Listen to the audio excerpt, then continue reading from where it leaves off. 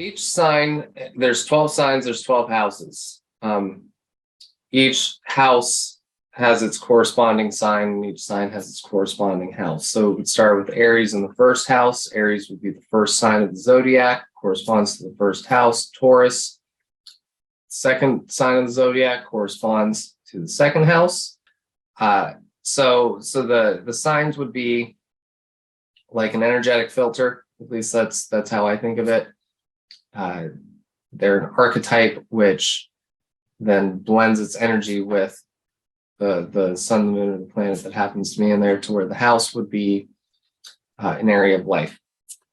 That's how it's traditionally taught. I personally have found that they can go either way. So a sign could show up as an area of life, and a house could show up like the energetic filter of the sign which it corresponds to. So if something happened to be in the second house, it could have a Taurus-like quality.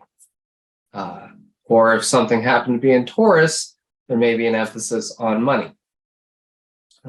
There's more to the second house than Taurus and money, but that's one of the primary things that's typically described with it. So I'm using that as a brief description.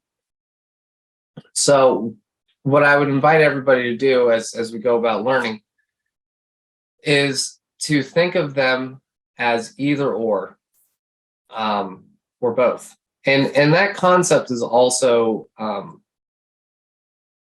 not explicitly said, but kind of implied in a number of astrology books that are in this cookbook format, where they'll talk about one planet, typically an outer planet, say like Saturn. There's a lot of books on Saturn.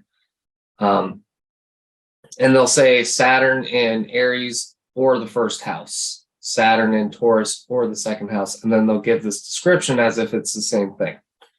So all these books are implying that it is the same thing, and perhaps it is, though it's typically not taught like that when the person's learning astrology.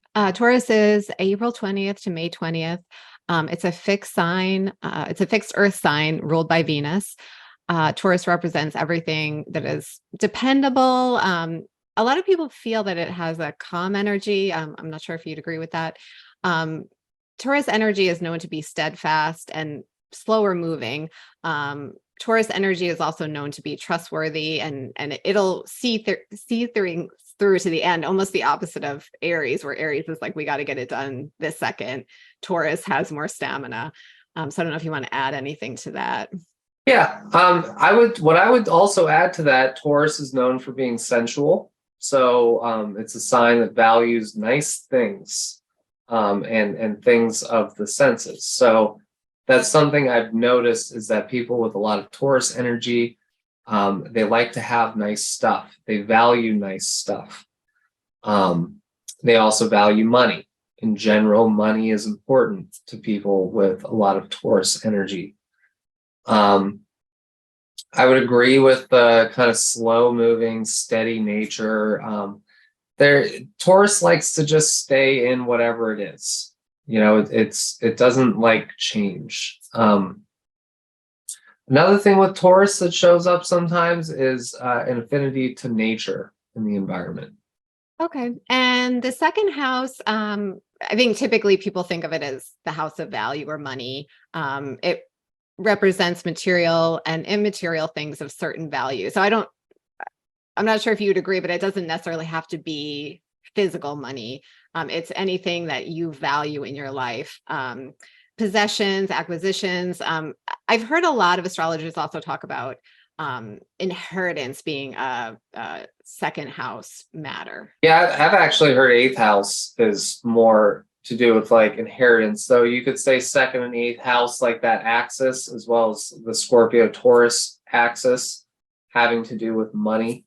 So I wouldn't be surprised if inheritance showed up in either the second or eighth house.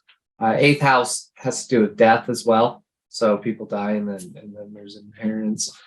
I feel like Taurus in the second house, there's more. That's one of those signs that I kind of have my eye on them. I feel like pop astrology has left some things out there.